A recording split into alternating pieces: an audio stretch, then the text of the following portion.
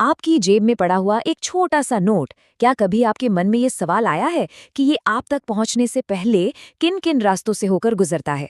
रोजमर्रा के लेन देन में इस्तेमाल होने वाले इन कागज के टुकड़ों के निर्माण के पीछे की कहानी किसी ब्लॉकबस्टर फिल्म से कम नहीं है। आज के इस विश्लेषण में हम भारतीय करेंसी की छपाई मशीन से लेकर आम जनता के हाथों तक पहुंचने की इस बेहद दिलचस्प और कड़ी सुरक्षा वाली प्रक्रिया को डीकोड करने वाले हैं। इस सफर में हम 5 अहम पड़ावों से गुजरेंगे। नोट कहाँ छपते हैं, छपाई का भारी भरकम खर्च, इनमें इस्तेमाल होने वाला खास कागज और स्याही, आम लोगों तक पहुंचने का लॉजिस्टिक्स और अंत में हमारी भारतीय मुद्रा का एक छोटा सा इतिहास। तो चलिए सबसे पहले पड़ाव से शुरुआत करते हैं। आखिर ये नोट छपते कहाँ हैं? देखिए, भारत में करेंसी छापने का ये काम पूरी तरह से 2 मुख्य संस्थाओं द्वारा संभाला जाता है। पहली है सरकार के अधीन काम करने वाली SPMCIL और दूसरी है रिजर्व बैंक के अधीन BRBNPL। भारत में नोट छापने की कुल 4 प्रेस हैं: देवास, नासिक, मैसूरू और सालबनी।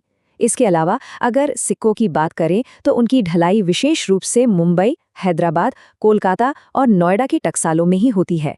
मतलब ये एक बेहद सुव्यवस्थित और विकेंद्रीकृत यानी डिसेंट्रलाइज्ड सिस्टम है। अब आते हैं दूसरे सबसे दिलचस्प हिस्से पर, इन नोटों को छापने का भारी भरकम खर्च।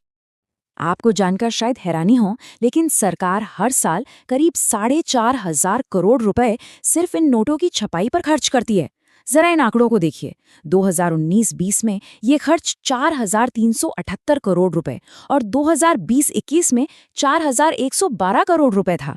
लेकिन 2016 की नोटबंदी याद है? उस वक्त नए 500 और 2,000 रुपए के नोट जारी करने के लिए ये खर्च एकदम से उछलकर लगभग 8,000 करोड़ रुपए तक पहुंच गया था। ये सच में अभूतपूर्व था।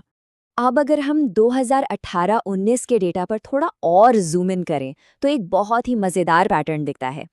एक साधारण 10 रुपए के नोट को बनाने में सरकार को सिर्फ 75 पैसे लगते हैं, लेकिन वहीं एक 2,000 रुपए के बड़े नोट को तैयार करने की लागत 3 रुपए 53 पैसे आती है। यानी नोट की वैल्यू जितनी बड़ी, उसे बनाने का खर्च भी उतना ही ज्यादा। अब सवाल ये है कि ये खर्च इतना ज्यादा क्यों है? इसका जवाब छिपा है हमारे तीसरे हिस्से में, यानी नोटों में इस्तेमाल होने वाला खास कागज और स्याही।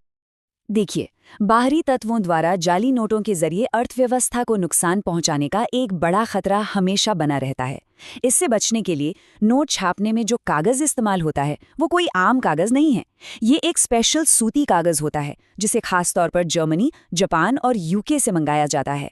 और रही बात स्याही की, तो वो सीधे स्विट्जरलैंड की एक विशेष कंपनी से आयात की जाती है। जाहिर है, इस हाई क्वालिटी सिक्योरिटी के लिए कीमत भी भारी चुकानी पड़ती है। 2016-17 में ही देख लीजिए, कागज पर 366 करोड़ और शाही पर 218 करोड़ रुपए खर्च हुए। अगले साल भी ये खर्च करोड़ों में ही रहा। मतलब मुद्रा की भौतिक अखंडता और सुरक्षा के साथ लिटरली कोई समझौता नहीं किया जाता। क्या कभी इस बात पर गौर किया गया है कि नोट पर बनी महात्मा गांधी की तस्वीर छूने पर थोड़ी उभरी हुई क्यों लगती है? ये इंटैग्लियो इंक का कमाल है। ये एक बेहद खास स्याही है जिसका इस्तेमाल विशेष रूप से महात्मा गांधी के उस पोर्ट्रेट को छापने के लिए किया जाता है ताकि उसे उंगलियों से महसूस किया जा सके और असली नोट की पहचान हो सके। सिक्योरिटी लेयर्स यहीं खत्म नहीं होती। हर एक नोट पर जो नंबर पैनल होता है उसे फ्लोरेसेंस इंक नाम की एक अलग स्याही से छापा जाता है। ये सुनिश्चित करता है कि नंबरों के साथ किसी भी तरह की कोई छेड़छाड़ या जालसाजी ना हो सके। इसके अलावा एक और सबसे बड़ा रक्षा कवच है ऑप्टिकल वेरिएबल इंक या OVI। ये एक ऐसी एडवांस्ड एंटी काउंटरफीटिंग स्याही है जिसका केमिकल फॉर्मूला बार बार बदल दिया जाता है। इसी वजह से जाली नोट बनाने वालों के लिए इसकी नकल तैयार करना लगभग नामुमकिन हो जाता है। इतनी कड़ी सुरक्षा में छपने के बाद अब बारी आती है हमारे चौथे पड़ाव की, इन नोटों का आम लोगों तक का सफर। प्रेस से निकलने के बाद ये ताज़े छपे नोट सबसे पहले देश भर में मौजूद रिजर्व बैंक के 19 क्षेत्रीय कार्यालयों में पहुंचते हैं, जैसे दिल्ली, मुंबई, कोलकाता, चेन्नई, भोपाल वगैरह। वहां से ये अलग अलग बैंकों की करेंसी चेस्ट में भेजे जाते हैं और फाइनली ATM और बैंक ब्रांच के रास्ते हमारी और आपकी जेब तक पहुंचते हैं। एक पूरा का पूरा लॉजिस्टिक नेटवर्क दिन रात काम कर रहा होता है। इस पूरी भारी भरकम प्रक्रिया को समझने के बाद अब वक्त है हमारे आखिरी हिस्से का, हमारी अपनी भारतीय मुद्रा का इतिहास। अगर हम थोड़ा पीछे जाएं तो 1862 तक हम नोट छपाई के लिए पूरी तरह से यूके की एक कंपनी पर निर्भर थे। फिर 1920 के आसपास पहली बार भारत के भीतर छपाई का काम शुरू हुआ और इसी सफर में 1 अप्रैल 1935 का दिन एक ऐतिहासिक गेम चेंजर साबित हुआ, जब भारतीय रिजर्व बैंक यानी आरबीआई की स्थापना हुई। अपने गठन के तुरंत बाद जनवरी 1938 में आरबीआई ने अपना पहला 5 रुपए का नोट जारी किया। इसके तुरंत बाद 10, 100, 1000 और यहाँ तक के 10,000 रुपए के नोट भी आए।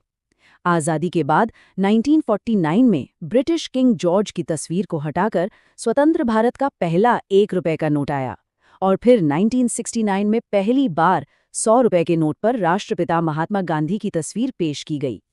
तो इतना भारी बजट, अलग अलग देशों से आने वाला सामान और सदियों का ऐतिहासिक विकास, अगली बार जब कोई नोट आपके हाथ में आए तो जरूर सोचिएगा कि इस एक छोटे से कागज के टुकड़े के पीछे का असली छिपा हुआ मूल्य आखिर कितना बड़ा है।